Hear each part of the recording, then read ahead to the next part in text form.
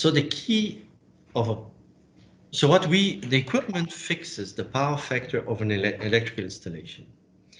So how do you do that? Is by generating the reactive power that a plant is using, a factory is using, and that reactive power is actually generated by capacitors.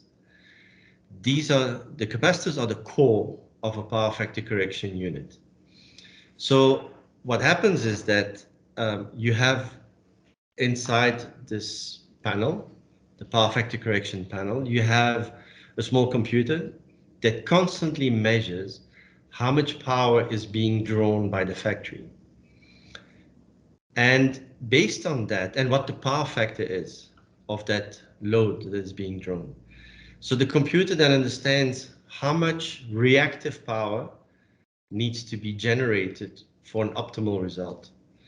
And it basically controls a couple of electrical switches that energize the capacitors or de-energizes them as the load changes. So it automatically adjusts the output of the power factor correction panel in function of the load.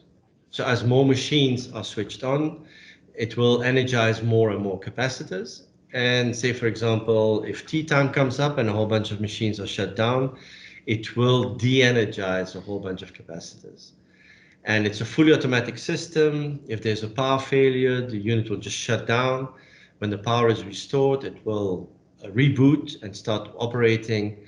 Once it's installed and programmed by our technicians, nothing needs to happen to it. No parameters need to be changed, nothing. It's stored in the memory of the computer and it just keeps functioning. There is only a little bit of maintenance that's required once in a while, which consists mostly of housekeeping, keeping the panel clean, keeping the air intake filters clean. So it's very, very basic maintenance that is required. There are no moving parts, so it's quite simple.